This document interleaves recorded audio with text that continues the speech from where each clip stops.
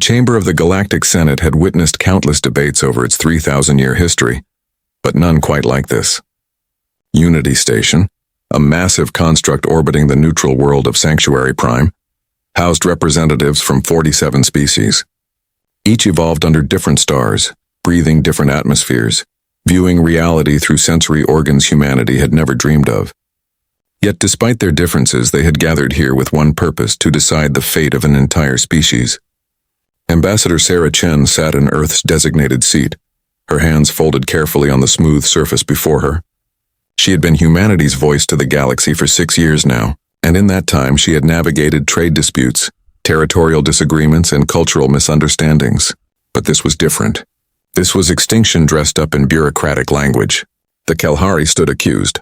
Their representative, Elder Thavarin, stood in the center of the circular chamber, his crystalline skin reflecting the harsh lights and patterns that betrayed his anxiety. The Kelhari were a bipedal species, roughly humanoid in shape, but their bodies were partially composed of a silicon-based compound that gave them an almost translucent appearance. They were beautiful in their way, and entirely unprepared for the brutality of galactic politics. High Ambassador Zever of the Zarmthian Collective was speaking, his voice amplified through translation matrices so every species could understand. The Zarmthians were reptilian massive creatures that towered over most other species with scales that shifted between deep purple and black depending on their mood. Right now Zithvar's scales were blood red, signaling what the Zarmthians considered righteous anger. "The evidence is irrefutable," Zithvar declared, his clawed hand gesturing toward a holographic display.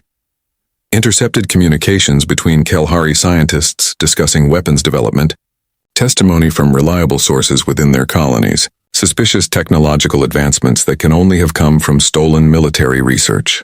The Kelhari are planning coordinated terrorist attacks across multiple systems. They represent a clear and present danger to galactic security. Sarah had reviewed the evidence 3 times. She knew what others would see: damning communications, frightening testimony concerning technological progress. But she also saw what they chose to ignore. The communications were taken out of context, discussing theoretical physics rather than weapons. The testimony came from sources with financial connections to Zarmthian corporations. The technological advancements were in agriculture and medicine, not warfare. But most importantly, she saw the convenient truth behind it all. The Kelhari homeworld and their 3 colonies were rich in Zeronite, a rare crystalline fuel source that powered faster than light travel more efficiently than any known alternative. The Zarmthian Collective's own Zeronite mines were running dry. They needed the Kelhari worlds, and galactic law prevented simple conquest, unless the Kelhari were classified as an existential threat. Sarah stood, her movement triggering her own translation matrix. "Honorable members of the Senate," she began, her voice calm despite the anger burning in her chest. "I must object to these proceedings. The evidence presented is circumstantial at best, fabricated at worst. The communications in question are scientific discussions, not terrorist planning. The testimony comes from sources with clear conflicts of interest, and the technological developments cited are peaceful in nature." She paused, making eye contact with as many representatives as her human eyes could manage. The Kelhari are a young species, only 2 centuries into interstellar civilization. They have no history of aggression, no military capability beyond basic system defense. Their culture values art, philosophy, and scientific inquiry. Does this sound like a species planning galactic terrorism? Zivar's scales darkened further.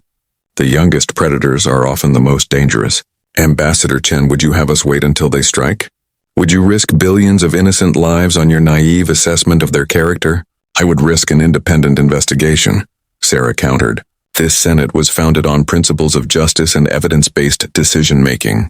Collective Security Protocol Omega is meant for genuine existential threats, not convenient political maneuvering. I formally request a 6-month investigation period before any vote is taken. The chamber erupted in translated voices. Some species supported Earth's position, but they were few. The Zarmthian Collective had spent years building alliances, offering favorable trade deals, positioning themselves as guardians of galactic security. They had votes to spare. The vote was called. Sarah watched the display as species after species voted in favor of Protocol Omega. The Vaxians, the Krell, the Tothians, species humanity had considered friends. Each vote was a dagger. each approval a betrayal of everything the Senate claimed to stand for. When the final tally appeared, the result was clear. 46 species in favor of Kalahari extermination, 1 against. Elder Thaver's crystalline form seemed to dim, the light within him fading like a dying star. His people, 50 million souls across 4 worlds, had been condemned to death by committee. They had 30 days to surrender their worlds for sterilization, a clinical term for genocide. Sarah stood once more, her heart pounding but her voice steady. She had one card left to play, one statement that would change everything. Let their court show that Earth does not recognize this vote as legitimate. We consider it a violation of basic sentient rights and a mockery of justice. Therefore, Earth hereby grants asylum to any Kalahari citizen who can reach our borders. We will not surrender them to this illegal sentence. We will protect them as if they were our own people. The chamber fell silent. Then slowly laughter began to build. The Zarmthians laughed first, soon joined by others. Humanity protecting another species. Humanity with their tiny fleet and single home world standing against 46 galactic powers. It was absurd. It was suicide. It was the galaxy decided. The desperate bravado of a species that didn't understand the stakes. Sarah sat down, her expression unchanged. Let them laugh. They would understand soon enough. The exodus began within hours of Kalahari evacuation begins the vote. On the Kalahari homeworld of Kathsara, families made impossible choices. What do you take when fleeing your entire civilization? What do you leave behind when you know you'll never return? Elder Thaver watched from the council chambers as ancient transport ships, vessels that had carried Kalahari colonists to New World centuries ago, were pulled from museums and recommissioned. They were slow, outdated, running on technology that other species had abandoned generations ago, but they would have to do. The Kalahari leadership had debated through the night. Some wanted to fight to make the galaxy pay for this injustice in blood. Others wanted to negotiate to find some compromise that would spare their people. But Thaverin, who had lived through 3 centuries and seen the rise and fall of countless political movements, knew the truth. The Zarmthians wanted their worlds, and they had convinced the galaxy to give them legal cover for genocide. Fighting was futile. The Kalahari had scientists and artists, philosophers and engineers. They had patrol boats for asteroid defense and shuttles for intercolony transport. Against the combined military might of the Galactic Enforcement Coalition, they would last perhaps a day. Negotiation was pointless. The vote had been taken. Protocol Omega was in effect. There was no appeal, no higher authority. The Senate's decision was final. That left only one option: run to the one species crazy enough to protect them. We can save 10,000. Thaverin announced to his council. That is the capacity of our transport fleet. 10,000 souls out of 50 million. The silence that followed was suffocating. How do you choose? How do you decide which children live and which die? Which artists will preserve their culture, and which will be erased? Which scientists will carry their knowledge forward and which will be silenced forever? In the end, they didn't choose. They opened a lottery. Every Kalahari who wanted to flee could register. The computer would select randomly. Families would be kept together, but beyond that, it was pure chance. Democracy in its most brutal form. The transport ships launched 3 days after the vote, carrying 10,000 Kalahari and the weight of an entire species' hopes. Behind them, 40 million remained, preparing for the end. Some chose to go quietly. Others prepared to make the Enforcement Coalition pay for every inch of their worlds. But all of them knew how the story ended. The journey to Earth's borders would take 3 weeks. The ships traveled through neutral space, broadcasting civilian transponders, making no aggressive moves. Behind them, Zarmthian scout ships watched and reported, counting their refugees, confirming they were leaving their worlds as promised. On Earth, the Earth mobilizes for war. News of the Senate vote spread like wildfire. Social media platforms that typically argued about sports and entertainment were suddenly flooded with images of Kalahari children, artists, families. The vote was trending worldwide. Protests erupted outside UN headquarters in New York, demanding action. Volunteer organizations formed to help with refugee resettlement.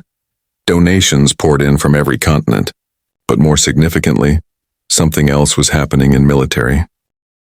Bases from Beijing to Brasilia, from Moscow to Mumbai, personnel were being recalled from leave. Shipyards that had spent centuries building exploration vessels and cargo haulers were receiving new blueprints. Asteroid mining operations were being given priority requisitions for cert. Reserve fleets were being activated. Secretary General Maria Santos addressed the Earth from UN headquarters. her face projected on screens across the planet. She was Asmal woman, barely 5 feet tall, but she had led Earth through economic crisis and natural disasters, and her people trusted her. Citizens of Earth, she began. Today we face a choice that will define what humanity stands for. The Galactic Senate has voted to exterminate the Kalahari people. 46 species decided that 50 million sentient beings should die based on fabricated evidence and political convenience. Only Earth stood against this atrocity. She paused, letting the weight of that sink in. 10,000 Kalahari refugees are coming to us seeking protection. The galaxy expects us to bow to their demands, to surrender these innocents to certain death. They expect us to value our safety over our principles. Her expression hardened. They don't understand humanity. We are the species that looked at our own history, at our own genocides and atrocities, and said, never again. We meant it for ourselves, and we mean it for anyone who seeks our protection. I am therefore invoking Article 7 of Earth's Constitution. When faced with genocide, neutrality is complicity. The implications of Article 7 were clear to anyone who understood human history. It was passed after the formation of the United Earth Government, a codification of the lessons learned from humanity's bloodiest century. It meant that Earth would not stand aside while another species was exterminated, regardless of refugees arrive on Earth the cost. The Kalahari transport ships crossed into Earth-claimed space on a Tuesday morning, Greenwich Mean Time. They were met by a fleet of human cruisers, sleek vessels designed for patrol and peacekeeping operations. The contrast was stark. The Kalahari ships were battered, asymmetrical, their hulls scarred by centuries of use. The human ships were modern, clean, symmetrical in the way that human aesthetics demanded. But what mattered was the message those human ships sent. You are safe now.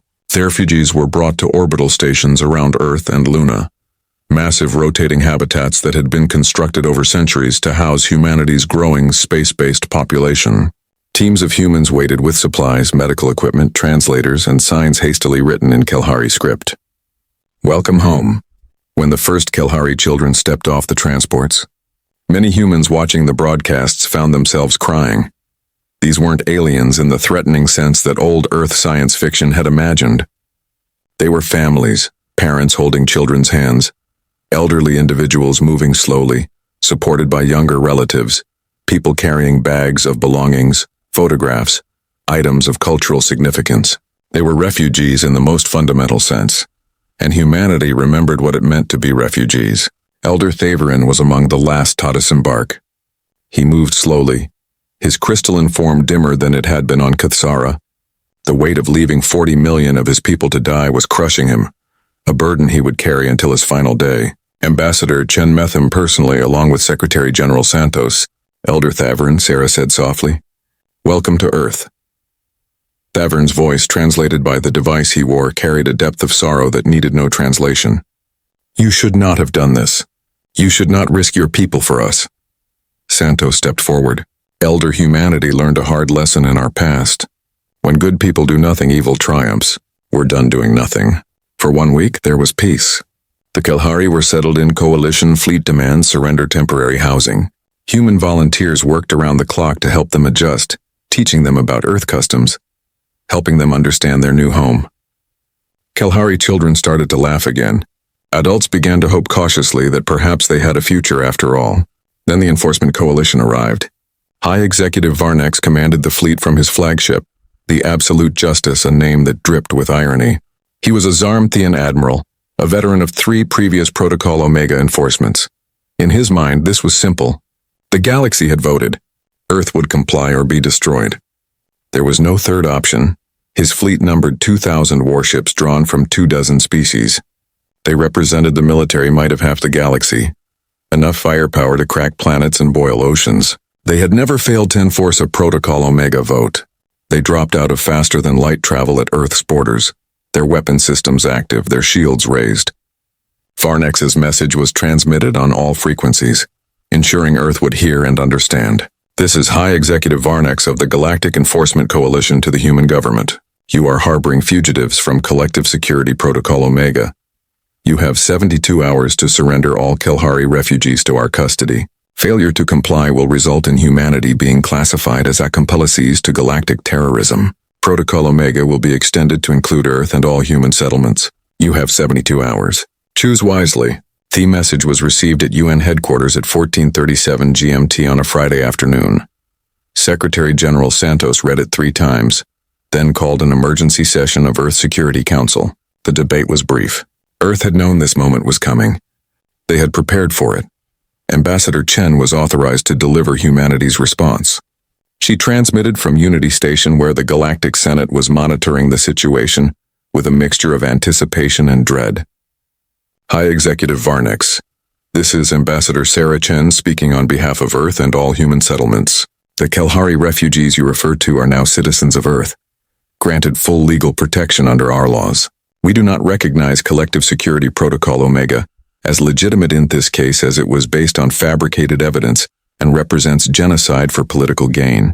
We will not surrender our citizens to illegal execution. If you wish to take them, you will have to come through us. On the bridge of absolute justice, Varnek's scales flushed with what humans would have recognized as contempt. Ambassador Chen, do you understand the situation? We have 2,000 warships. Our intelligence indicates Earth has fewer than 200 capital ships. This is not a negotiation you can win. Sarah's response was calm, almost gentle. High Executive, do you understand humanity? We're not trying to win a negotiation. We're drawing a line. And when humans draw a line, we don't move it because someone threatens us. You have 72 hours to withdraw. After that, we'll consider your presence in our space an act of war. Varnex actually laughed. This sound coming through the translation as a deep rumbling growl. 72 hours, then use them to say goodbye to your loved ones. Ambassador, you've chosen extinction for your entire species to protect 10,000 aliens you barely know. History will remember humanity as the most foolish species that ever evolved. Sarah closed the channel without responding. She had said everything that needed to be said. Earth used those 72 humanity prepares to fight ours strategically. Uncombatants were evacuated from border stations. The small human defense fleet, 37 capital ships, positioned themselves at strategic choke points.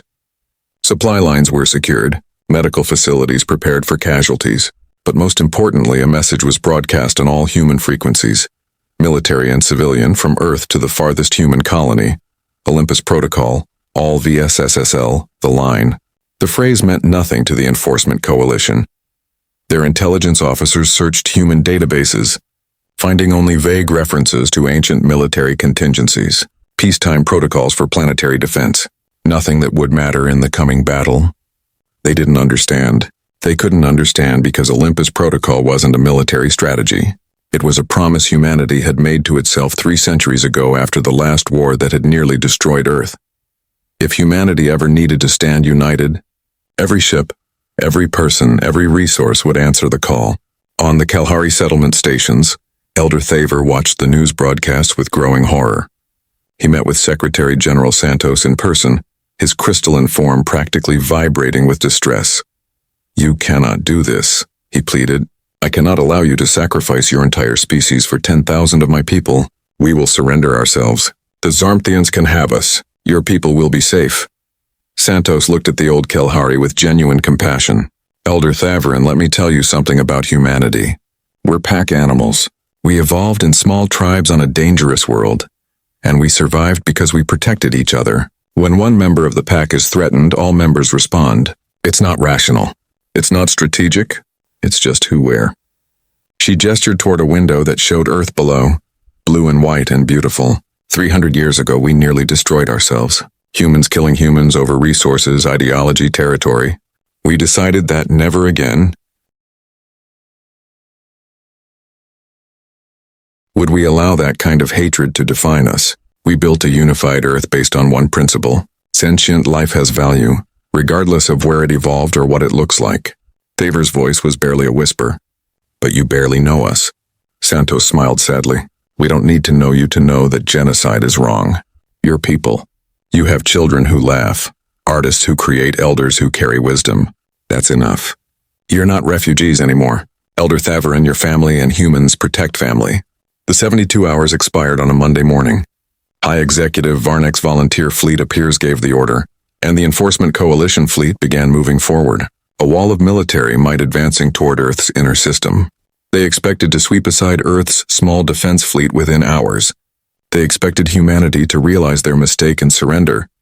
They expected another quick, clean enforcement of Protocol Omega, They were wrong about everything. The first sign that something was different came when every sensor in the coalition fleet simultaneously went haywire. Space itself seemed to shimmer, reality bending in ways that shouldn't be possible. Varnex's sensor officer reported gravimetric anomalies, energy signatures appearing from nowhere, faster than lightweight patterns suggesting massive fleet movements. Then they appeared. Ships, thousands of ships, tens of thousands of ships. From every corner of human space they came. Ancient colony ships from Mars. Their hulls scarred from centuries of asteroid mining operations now bristling with mass drivers and missile batteries. Generation ships that had carried human colonists to distant stars over decades-long journeys. Their enormous hulls retrofitted with weapons platforms. Luxury cruise liners converted into carrier craft, launching swarms of fighters. Trading vessels with cargo holds full of munitions. Science ships with experimental weapons. Museum pieces from Earth's early space age. Ships that should have been decommissioned centuries ago, somehow made flight-worthy again. But what struck fear into the Coalition's collective hearts wasn't the number of ships. It was the names. Every vessel bore a name that told humanity's story. Remember New Terra after a colony lost to a natural disaster. Never again in dozens of languages. Unity Station. The Protectors. Humanity's promise. For those who cannot fight, stand together. One species, one purpose. And leading them all, an ancient dreadnought pulled from mothballs, restored and upgraded, bearing the simplest and most powerful name of all, the Line. On the bridge of that flagship, Admiral James Onquo stood tall. He was 73 years old, a veteran of humanity's last major military engagement nearly 5 decades ago. He had been retired teaching military history at the Academy on Luna. But when the Olympus Protocol activated, he had answered along with thousands of other retired officers, enlisted personnel, and civilians who simply refused to stand aside. His fleet numbered 43,000 vessels. Not all were warships. Many were converted civilian craft, improvised weapons platforms, ships that had no business in a military engagement. But they were crewed by 8 billion humans who had answered the call. Volunteers from every human world. Merchant captains who had never fired a weapon in anger. Colonists from frontier worlds. Station operators, miners, scientists, teachers, artists. Every single one had looked at the Kelhari children on the news broadcasts and said, "Not on my watch." Admiral Onquo opened a channel to the entire Enforcement Coalition fleet. His voice was calm, measured, carrying the weight of humanity's conviction. "High Executive Varnex, this is Admiral James A. Onquo of the Terran Defense Fleet. You came here expecting to face Earth's military. 200 ships, a manageable threat. You thought we would realize we couldn't win and surrender. You were wrong." He paused, letting them take in the scope of what they faced. "What you're facing now is not Earth's military. It's Earth, all of Earth. Every human who could crew a ship, mount a weapon, or volunteer to stand in your way. You threatened our citizens. 10,000 Kelhari are now our people. To reach them, you will have to destroy every ship in this fleet. You will have to kill millions of humans who volunteered to stand between you and them." The tactical displays on absolute justice were painting an impossible picture. Even with the Coalition's technological advantages, even with their superior weapons and shields, the sheer numbers were overwhelming. Varnex's tactical officers were running simulations, and every model showed the same result. The Coalition would win eventually, but they would lose 60 to 70% of their fleet in the process. And then what? Fight through Earth's planetary defenses, invade a world of 8 billion humans, face the rage of a species that had just watched millions of their volunteers die. Admiral Onquo wasn't finished. "Let me tell you something about humanity. High Executive. We spent thousands of years fighting each other. Wars over territory, resources, ideology, religion. We nearly destroyed ourselves a dozen times over. But we learned that division makes us weak and unity makes us unstoppable." His voice hardened. "You're looking at the result of that unity. 43,000 ships, millions of volunteers, and behind them 8 billion more humans on Earth and our colonies, ready to continue the fight if we fall. This isn't Earth's military, Varnex. This is Earth's promise. We said never again. We meant it. Not for us and not for anyone who seeks our protection." He leaned forward, his image transmitted to every coalition ship. "So ask yourself, is this genocide worth it? Is stealing the Kelhar's worlds worth starting a war with a species that doesn't fight for territory or resources, but for principles? We don't want your worlds. We don't want to conquer you. We just want you to leave our citizens alone." But if you force this fight, we will give you one you'll never forget. Your choice, High Executive. You have 1 hour. The channel closed. The two fleets faced each other across the darkness of space. Thousands of ships on each side, weapons charged, shields raised, waiting. On absolute justice, High Executive Varnex Coalition withdraws from Earth faced a choice no executive had faced before. Protocol Omega enforcements were supposed to be simple. The condemned species was isolated, outnumbered, and quickly eliminated. There were never consequences, never resistance like this. His tactical officers were unanimous. Attacking would result in massive coalition casualties. Species that had contributed ships to the fleet were already sending private messages, questioning whether this was worth the cost. Some were threatening to withdraw entirely. The Zarmthian Collective had promised this would be easy. They had assured the coalition that humanity would back down, that the refugees would be surrendered, that Protocol Omega would be enforced like all the others. But the Zarthians weren't here. Their ships were, but the Collective's leadership was safely back in their own territory, leaving Varnex to face the consequences of their political maneuvering. He thought about his own crew, his own people. If he ordered the attack, thousands of them would die. For what? To enforce a protocol against a species most coalition members didn't actually believe was a threat. To seize worlds for these Arthians' economic benefit. The hour passed slowly. On both sides, crews prepared for battle, checked weapon systems, said silent prayers, or performed whatever rituals their species practiced before potentially dying. Then, precisely 60 minutes after Admiral Anquo's ultimatum, High Executive Varnex made his decision. All coalition vessels, this is High Executive Varnex. We are withdrawing from Earth space. Stand down from combat readiness and prepare for FTL transit. On the line, Admiral Anqua felt decades of tension leave his shoulders. They had done it. The bluff, if you could call 43,000 ships and millions of volunteers a bluff, had worked. But Varnex wasn't finished. His final message was broadcast to Earth and to the entire galaxy.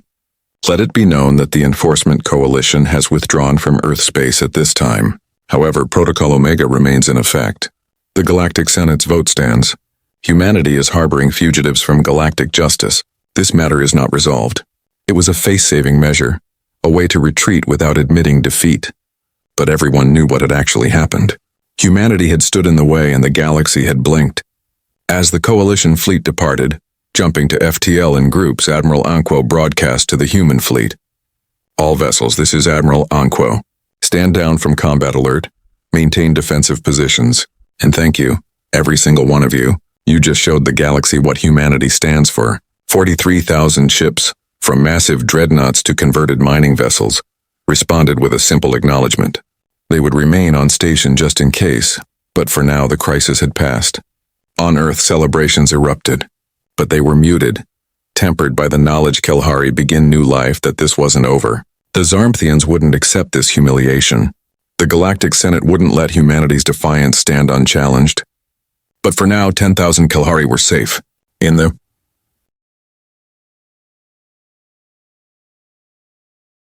weeks that followed, humanity made good on their promise.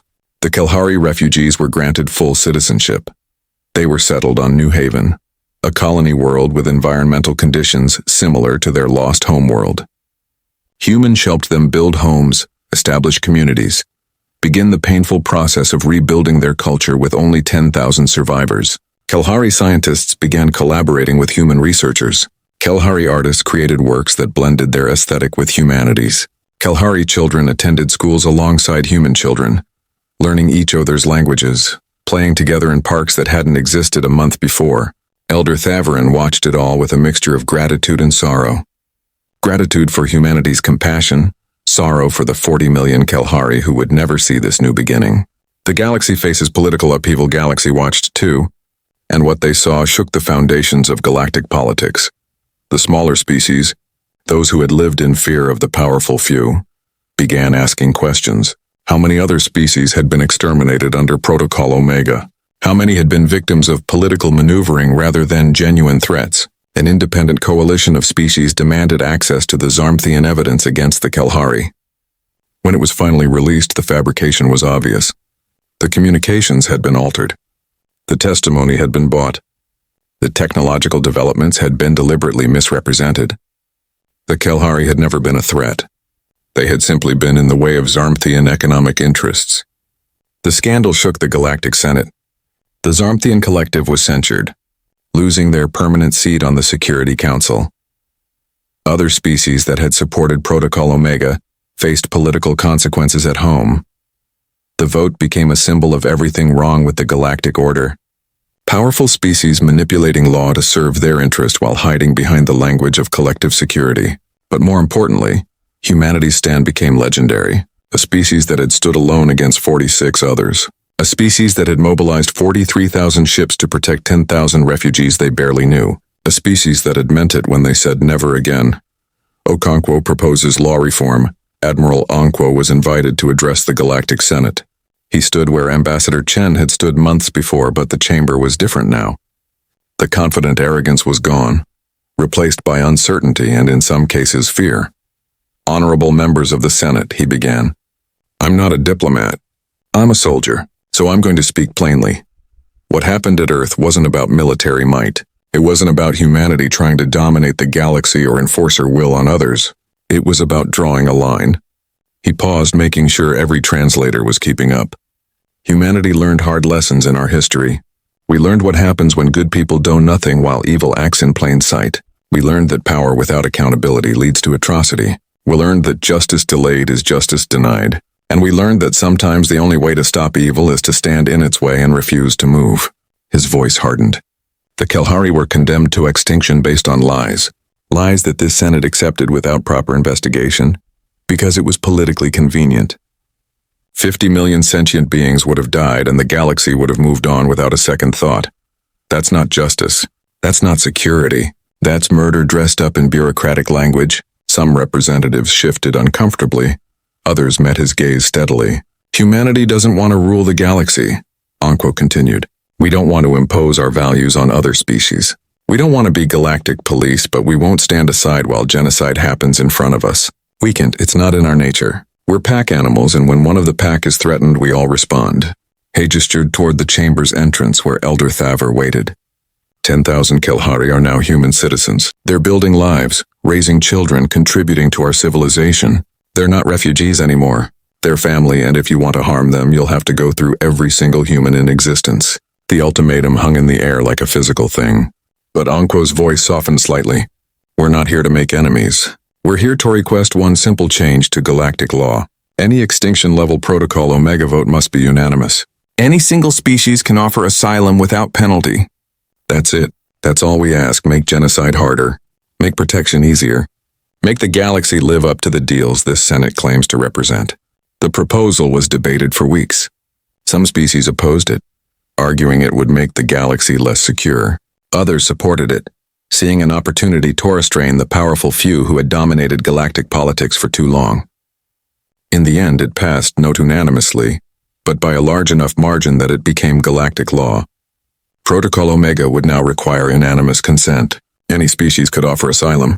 The rules had changed and humanity had changed them. 6 months after the refugees arrived, Elder Thaver New Haven thrives peacefully, stood with Ambassador Chen in a park on New Haven.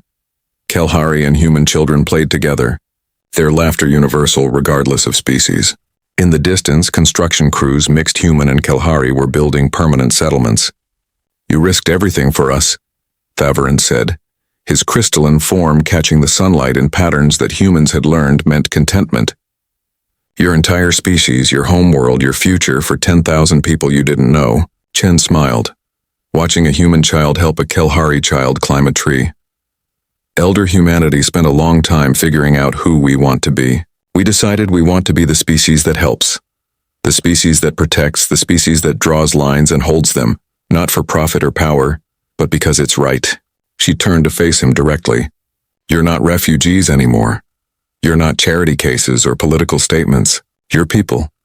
Your neighbors, your colleagues and friends. And for some of our people, you're becoming family. That's what humanity does. We expand the definition of use until it includes everyone who wants to be part of it. Above them, visible in the daytime sky, the line remained on station. The flagship of humanity's volunteer fleet hadn't returned to mothballs. It orbited New Haven now, a permanent reminder to the galaxy of humanity's promise. Other ships from the volunteer fleet had dispersed, returning to their normal functions. The merchant vessels went back to trading. The mining ships went back to asteroids. The colony ships went back to exploration. But they all kept their weapons.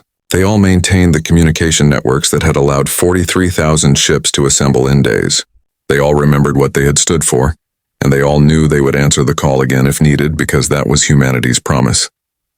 Not to conquer, not to dominate, not to impose their will on the galaxy, but to stand between the innocent and those who would harm them. To be the line. The galaxy had learned a hard truth that day, when the Enforcement Coalition retreated. Humanity doesn't make idle threats. When they draw a line, they mean it. When they say never again, they enforce it. When they accept refugees, they make them family. And that line, that promise, that unwavering commitment to protecting the vulnerable was backed by something empires couldn't match. 8 billion humans who would drop everything, volunteer for danger, and stand together because they believe that sentient life has value. All sentient life, even species they just met, even when it cost them everything, that was humanity. That was Earth. That was the line, and the line does not move.